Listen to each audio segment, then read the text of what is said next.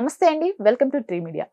ఈరోజు మనతో social activist, family counsellor, political analyst Shri Krishnakumar గారు ఉన్నారు. మేడం నమస్తే. నమస్తే. ఇప్పుడు ఈ బెట్టింగ్ యాప్స్కి సంబంధించి ఇది పలానా షాప్లో పలానా దొరుకుద్ది అని ఎక్కడా పబ్లిక్గా అడ్వర్టైజ్మెంట్ ఉండదు.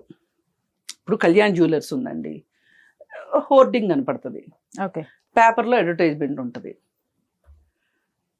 కానీ నేను ఎగ్జాంపుల్ చెప్పా, బెట్టింగ్ యాప్స్ అనేది ఎక్కడ బయట పబ్లిక్లో అడ్వర్టైజ్మెంట్ ఉండదు. అది ఊరికే సోషల్ మీడియాలో పాపప్ అవుతూ ఉంటుంది, అంతే కదా. అది అందరూ చూడాలని లేదు కదా, అందరూ చూడరు కూడా. అందుకని ఏం చేశారు అంటే, ఇలాంటి సెలబ్రిటీసు ఎక్కువ పాపులర్గా ఉంటారు, యూట్యూబ్లో కావచ్చు, ఇన్స్టాగ్రామ్లో కావచ్చు, వీటిల్లో.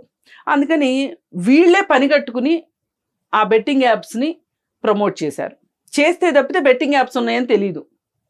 ఇప్పుడు ఈ బెట్టింగ్ యాప్స్ వెనక ఒక పెద్ద నెట్వర్కే ఉంది.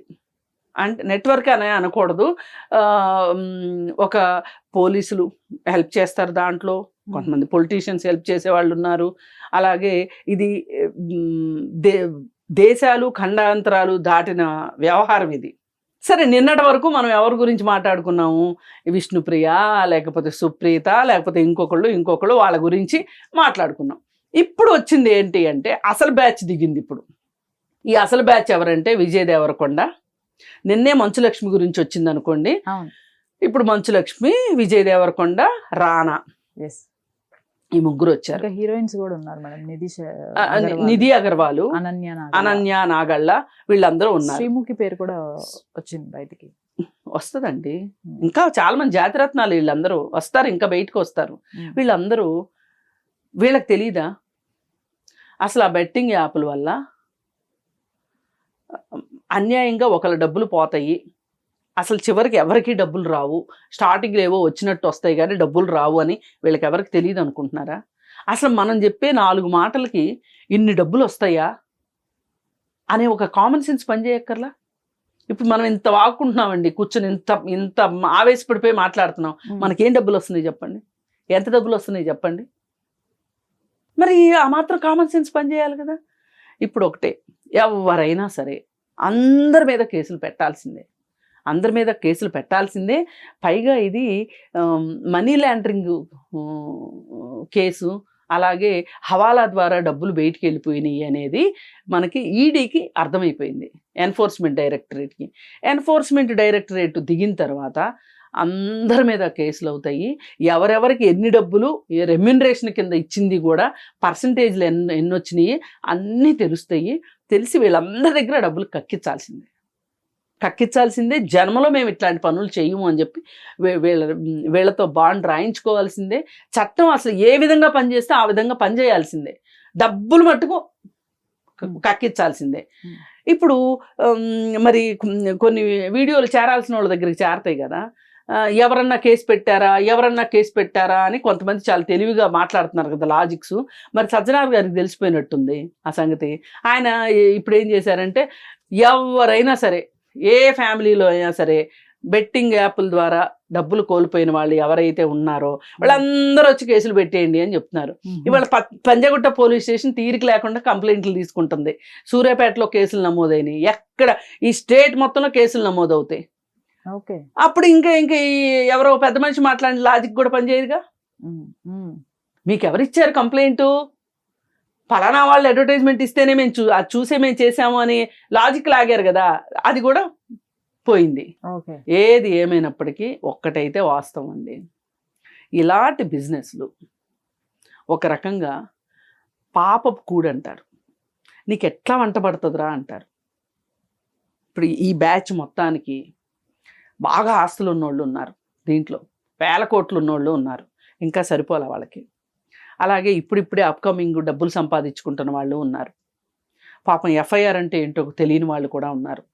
చాలా బాధాకరం ఈ విషయం. మన శేఖర్ భాష చెప్తుంటే నాకు కన్నీళ్ళు వచ్చినాయి ఒక రకంగా. విష్ణుప్రియకి ఎఫ్ఐఆర్ అంటే కూడా తెలియదంట పాపం.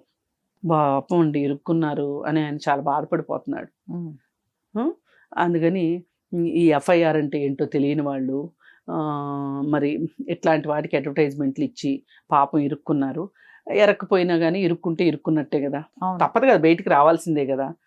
మరి ఏదైనా ఒక ఎండార్స్మెంట్ అంటే దానికి ఒక ప్రాపర్ అగ్రిమెంటు, ఇన్నిసార్లు చెయ్యాలి, ఇంత డబ్బులు ఇస్తున్నాము, ఇన్ని ఇన్ని ఇన్ని నెలలు మేము ఈ అడ్వర్టైజ్మెంట్ ఇన్ని నెలలు వాడుకుంటాము, ఇట్లా ఉంటుంది. మరి ఏమీ లేకోకుండా మీ అకౌంట్లోకి డబ్బులు వచ్చేసేసి మీరు 4 చిలక పలుకులు పలికేసేసేస్తే మీకు డబ్బులు వచ్చేసినప్పుడు అంత ఈజీగా వచ్చిన మనీ ఈజీగానే పోవాలి కదా మరి.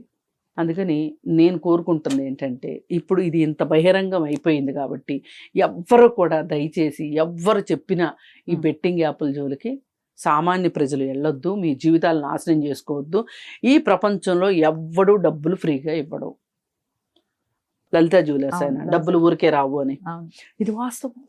పాపం అందరూ జోకులు వేసుకున్నారు కానీ ఆయన మీద, ఇది వాస్తవం 100%. డబ్బులు ఊరికే ఎవరు ఇవ్వరు, డబ్బులు ఊరికే రావు. అందుకని దయచేసి అడ్వర్టైజ్మెంట్ ఇచ్చే వాళ్ళకి ఫ్రీగా ఎవరు ఇవ్వరు. మీతో చాలా పాపం చేయించారు వాళ్ళు. అందుకని మీరు కేసులు పెడితే కేసులు పెట్టించుకోవాల్సిందే, తప్పదు. అలాగే ప్రజలు మట్టుకు అప్రమత్తం కావాల్సిందే. ఇంకొకటి, ప్రభుత్వాలు, ఇది కేంద్ర ప్రభుత్వం అధీనంలో ఉంటాయి ఈ యాప్లు, ఇవన్నీ పర్మిషన్స్ కానీ ఏవైనా సరే కేంద్ర ప్రభుత్వం మీద రాష్ట్ర ప్రభుత్వాలు ఒత్తిడి తీసుకొచ్చైనా సరే ఈ యాప్లు నిషేధించే వరకు పోరాడుకోవాల్సిందే, తప్పదు. అలా జరగాలని చెప్పి మనం కోరుకుందాం. అటు అది జరగాలి, ఇటు ఇది జరగాలి. అది జరిగినప్పుడే సామాన్య ప్రజలకి రక్షణ ఉంటుంది. ఈ మనీ సర్క్యులేషన్ స్కీమ్స్ కానీ, ఈ గొలుసుకట్టు వ్యాపారాలు కానీ, ఇవన్నీ కూడా మోసము, దగ. మొదట్లో ఏవో డబ్బులు వచ్చినట్టు మనకి కొంచెం బులిపిస్తాయి, తర్వాత మొత్తం మన జీవితం ఆ జలగ రక్తం పీల్చినట్లు మన డబ్బుల్ని పీలుస్తూ ఉంటాయి అవి. ఇది తెలుసుకోవాలని మన కోరిక.